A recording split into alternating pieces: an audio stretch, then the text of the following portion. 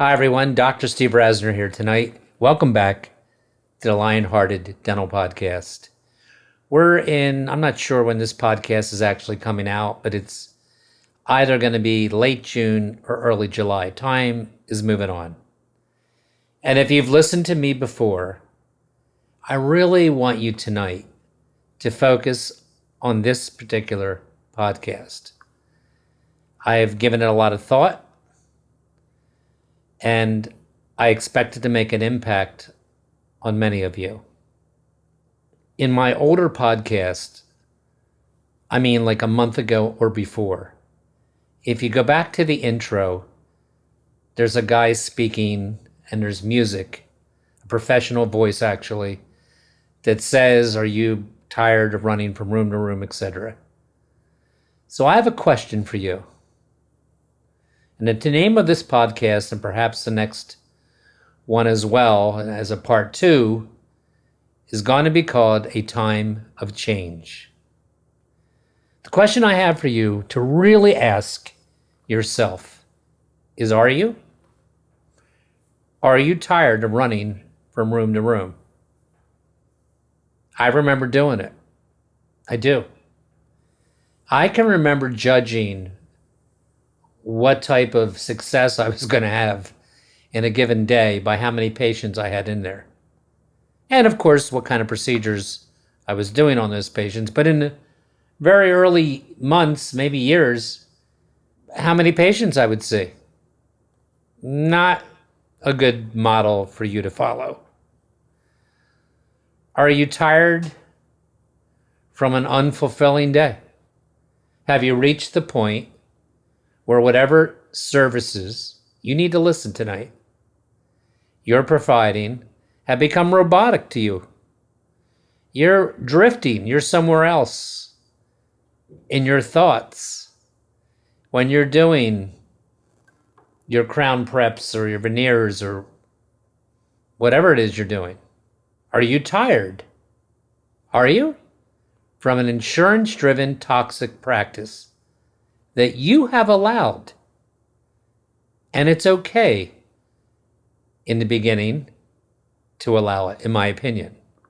It's not okay for you not to have an exit strategy from taking insurance plans, certainly most of them, if not all of them. It's probably the biggest gift I could ever give you if I could actually influence some of you, which I know I have, to exit out of the strategy.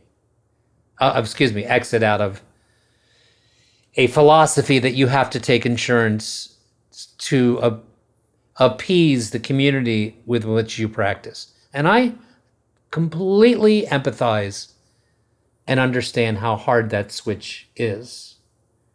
You know, I want to tell you, I have a lot to say to you tonight about this subject questioning I'm asking you right now, this line of questioning.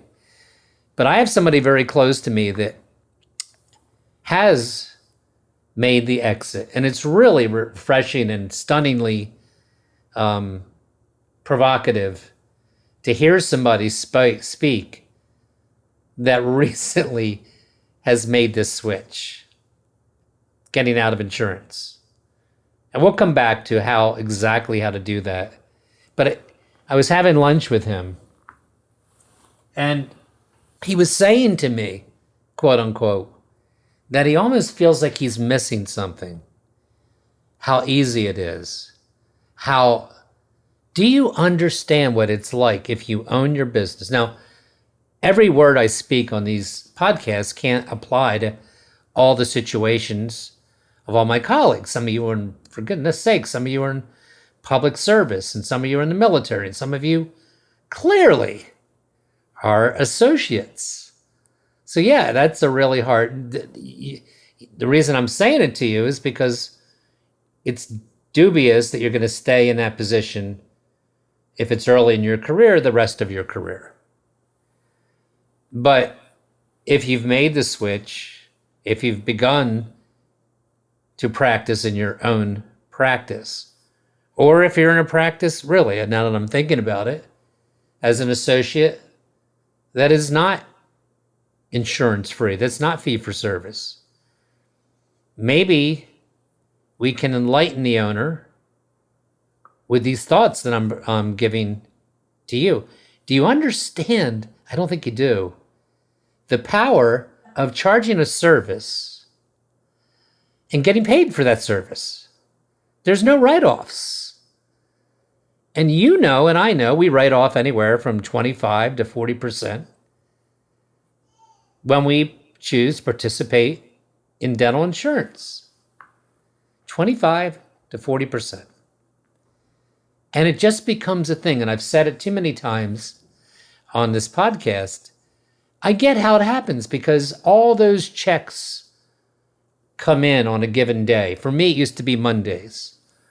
And because my practice has been pretty big, I'd get a check from somewhere ranging from $7,000 to sometimes $15,000 on Monday.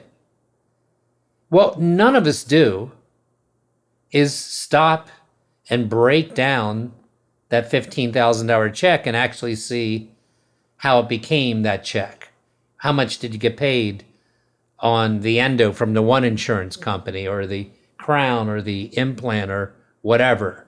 How many times were you downgraded for her service? How many times now is it going to cause patient complications because you got to go back and explain to the patient that the insurance company downgraded the service to something less. And then, of course, that's always a nice warm and fuzzy feeling that's created between you and your patient. Yeah, none of that happens when you're fee for service. So this guy that I'm speaking about, who I have immense respect for, by the way, is a part-time associate with me. I've spoken about him before. Is just, I watch him reaping the fruits of this switch that I'm telling you about and that you hear about from others in our industry. It is so palpable when it happens. It is so refreshing to actually get paid, to be free from insurance. And I don't even know how we got here. Either do you. How do we spend a big part of our life training to be specialists of the mouth and allow some third-party company? It's mesmerizing to me in a bad way how pervasive, how much it encompasses. It would be one thing, I would get it if it was 5% of our industry accepted insurance. It's quite the opposite. So are you tired from that insurance-driven life? I lived it many, many years. Are you tired of being an associate, by the way? Maybe it's time. That's what this podcast theme is going toward, a time of change. And I'm so refreshed by the colleagues that have written to me that understand Lionhearted principles. I know I'm not the only one out there for you to listen to. I get it. But when I make an impact on one of you, and I certainly have done more than that by the emails I've gotten, it's priceless. I mean it. Are you tired of being in a bad associateship? You know, there are good ones and bad ones. And if you're in a bad one, we need to get you out. You've worked too hard, man. And maybe one of the reasons you're turning on the profession that you and I chose to be, see, I don't mean this to sound patronizing, but I do feel a kinship to anybody listening to this, just because you and I chose the same profession. And I had a very unauspicious beginning myself. I did. I've talked about it on many podcasts, and I haven't come close to telling you all the details. As time goes on, I'll tell you more. But I certainly didn't step out of dental school into this mega amazing dental practice and just coasted with the success that was there before me. And I know that's the case for many of you, that many of you are in challenging, trying, difficult situations, whether it's a bad associateship, whether you're in right now, maybe you have a GPR that you don't like and you're not learning a lot in this really important year. Are you tired of an unappreciative staff? I said staff. Some of you are just amazing. I get your emails. Leaders and dentists, owners, business owners. And you're treated almost bullied, especially since the pandemic. Are you tired of that? Regrettably, I also know I have to say, are you tired of an unappreciative boss? And of course, I'm talking to the staff right now, because I know they listen to this podcast as well. Are you? Because it goes both ways. Trust me, there's endless stories about both ends, about a dentist that's done everything, things I would never have thought about doing to create a loyal staff, and they have outcomes that you wouldn't think would go with that leader, and vice versa as well. So that brings me back, when I ask you all that, to the theme of this podcast, which is a time of change. Why won't you move from where you are, is the question. Why? I think I know why. Why won't you move from, when I say move, I mean take the steps, something palpable, to go towards a fee-for-service practice if you're in private practice. Why? Why won't you look on and move to a next associateship? Maybe because you're making too much money? That's the case for some of you. You need money. You've been in school forever. You have a lot of debt. That's the reason some of you stay in a miserable... You can't do that. There is too much to offer. There's too many opportunities for you to thrive in the dental profession. Look, I don't know what I would have been like had I gotten into law or medicine, plastic surgery, whatever I was. I don't know what I would have been like, but I'm in this one with you. And I am telling you, there are abundant pathways for you to thrive. For you, listen, and I've said this before, as early physicians in their training, they don't have the luxury that many of you have. They have to work 100+ hour weeks. You never have to do that. And you shouldn't do that. And that goes on endlessly. And their training is, oh my God, endless. I mean, what are they, 40? When they're finally done, if they're board certified in plastic surgery or all the other specialties in medicine. We have a profession, you and I.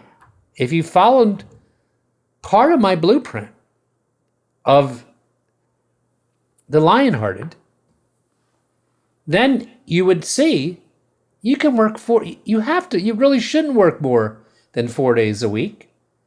You really shouldn't work more than 8 to 9 hours a day. And on top of that, you get to be a business owner, and you can create a culture in your community of anything you want it to be. And I'm here to tell you that the guy speaking to you, the host of this show, really was like many of you or worse. I didn't have a high ranking in my dental class. I wish I did, but I didn't. I really had not one GPR offer. It's the truth. It wasn't because I was fooling, and this is important. It wasn't because I wasn't serious in dental school and I was in Philadelphia and I was having fun 3-4 times a week and I should have buckled down. That's not true.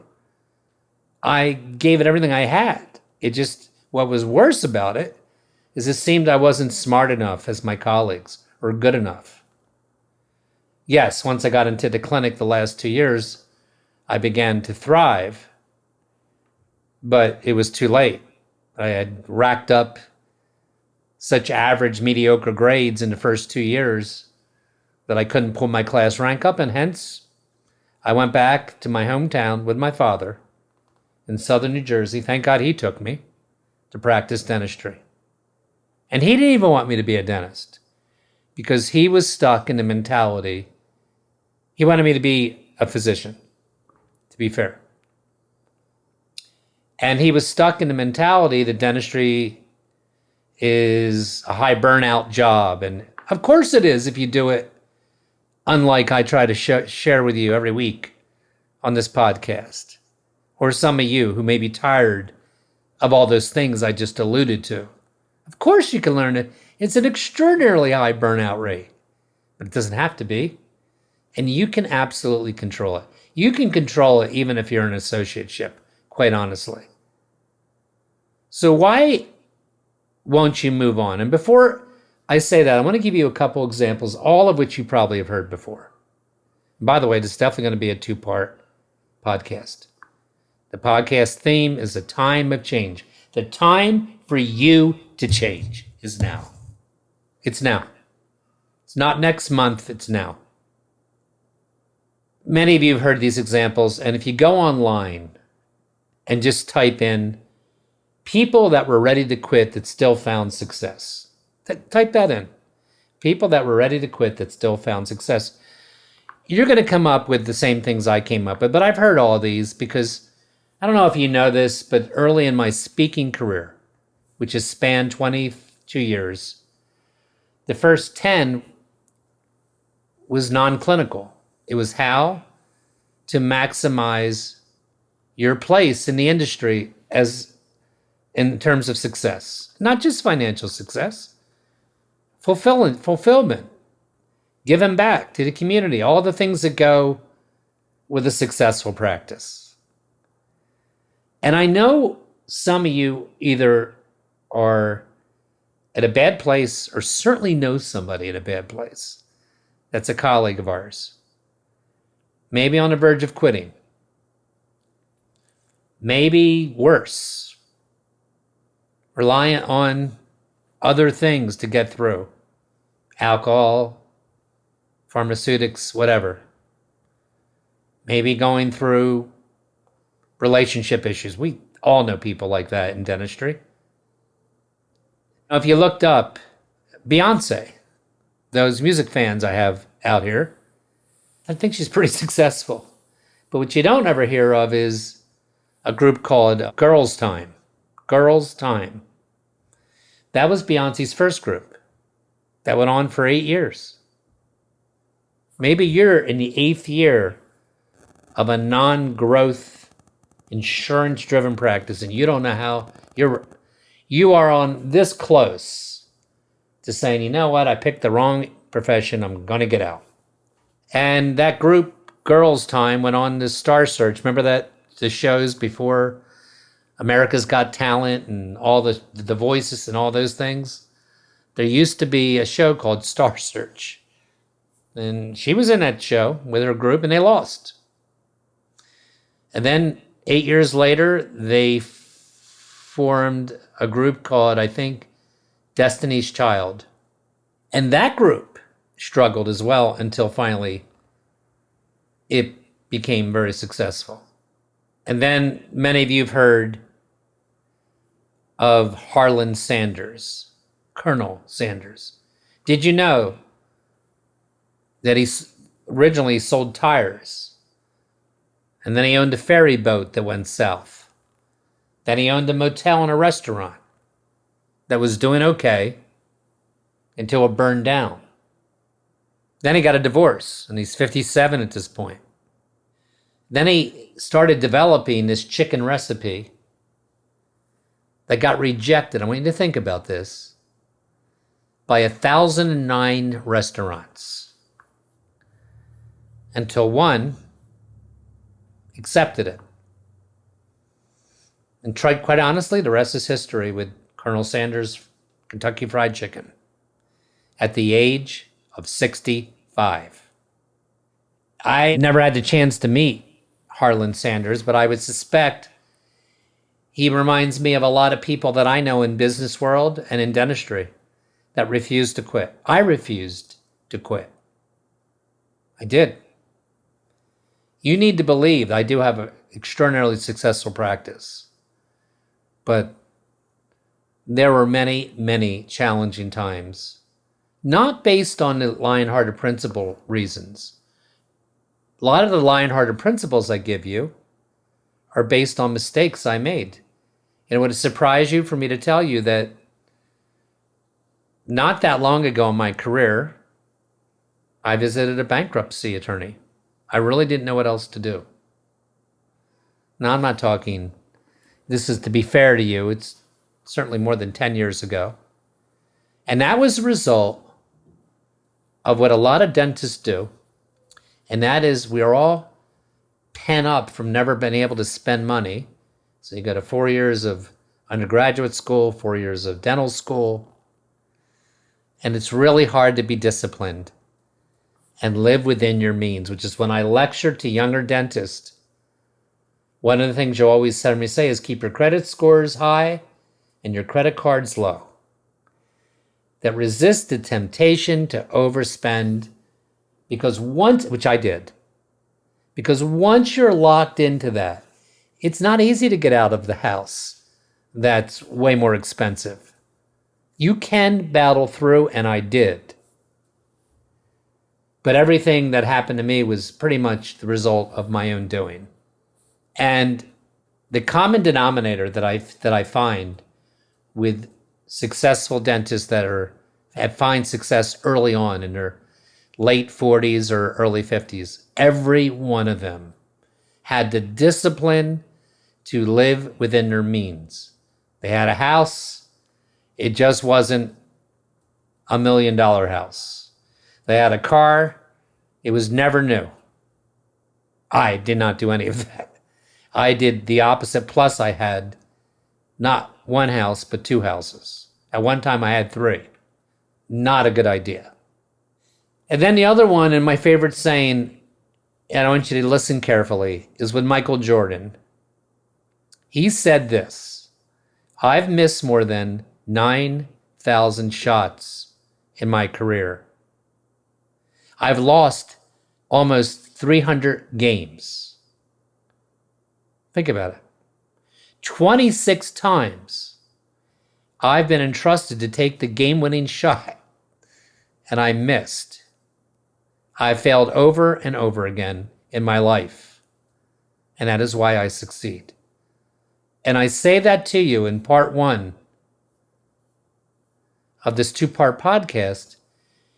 For those of you that are at that point, I know I'm speaking to a wide range of colleagues, but some of you are at that point. At the point of, oh my God, how can I make another mistake? And I've heard them all. I know dentists that have bought arcades as an investment, like with pinball machines and pool tables, and others that have bought hotels and got into industries they didn't know a lot about, invested and took chances in risky equities, story after story, or tried to start too many dental practices with the hope of flipping them to Wall Street. No matter what situation you're in, if you care about yourself and your family, I don't want to go over the top here, but I'm speaking the truth. If you care about yourself, about your family, if you don't want the story to end the way it presently is structured, then you can never, ever quit. And you have to dig deep and make a plan. And the beginning of digging out of this hole starts with a plan. It starts with change. A time to change. If you don't want your legacy to be that you stuck in an associateship that was just toxic for 5 too many years, you won't stay in it forever. You know what happens? It happens to all of us. things happen in layers. You don't just normally wake up one day and see the light. Events happen in layers. And when you finally get to that point that you've had enough, that it was the whatever number incident that made you feel not valued in the associateship that you're in. Or listen, do you know that I started a practice in Philadelphia? True story. 7-8 years ago. And it didn't cost me a fortune. I bought a very small practice. And in my head, I thought I did it twice amazingly in southern New Jersey. I lived in Philadelphia at the time. But it was so poorly thought out. I bought into a building that already had 25 dentists there in Center City, Philly. Those dentists had been there for 30 years. The dentist that I bought never referred anything out. And me, in my misguided ego, thought, I'm a great dentist. I have great service cornerstones that I can implement. And I doubt all those dentists are implementing. I'll create another Steve Rasner practice. And the problem was that, I capitalized in my mind that, well, he refers everything out and I don't have to do that. And the truth is, think about this, the dentist of the patient that I bought were used to seeing the periodontist, the endodontist, for 30 years. Who am I to walk in and take that over? Maybe if I had. The other thing was I didn't plan strategy enough. I didn't have enough time. And I don't have the gift to put efficient managers in a third, fourth, or fifth office. So I sold it for a loss. Less than a year and a quarter after I bought it. I was miserable. I wasn't miserable the first day. There were moments when I thought this might work in the first early 3 or 4 or 5 months. But that's what I mean by layers. Another layer, an unpleasant layer would happen. And that happened again and again and again. Finally, I got to the point and I made a decision, a time for me to change. I got rid of it. And that is what I'm getting to for you today. That is what I'm talking about in this podcast. The first part, this part, was to awaken you to look in that mirror. And I know it's a broad spectrum of listeners. But even if you're doing well, and it's time to take it to the great next level, how do we get there? Well, we get there by making moves that I'm going to talk about in the next podcast. I'm going to talk about exactly why I think you don't move yet and how to overcome that. But let it be clear. It's okay if you're in an insurance-driven practice right now. But to me, as your guy you listen to and tune into each week, it's not okay if you don't dilute that with fee-for-service patients tremendously. In fact, I want you out completely. And I'm not recommending that happen in one weekend. I think that would not be a cogent approach. But whether it's that, whether it's a bad associate, whether it's you've somehow created this environment that you go to every Monday and it doesn't feel comfortable, it's your office. So you have a staff assembled and you're terrified of the staff you've assembled. We're going to address all that because I want you to feel how liberating and how refreshing it is. You chose the right profession. You did. We just now have to put you in the right direction to maximize the potential, no matter what arena of dentistry you're in, be it public service, associateship, private. Thanks for listening. See you next week on the Lionhearted.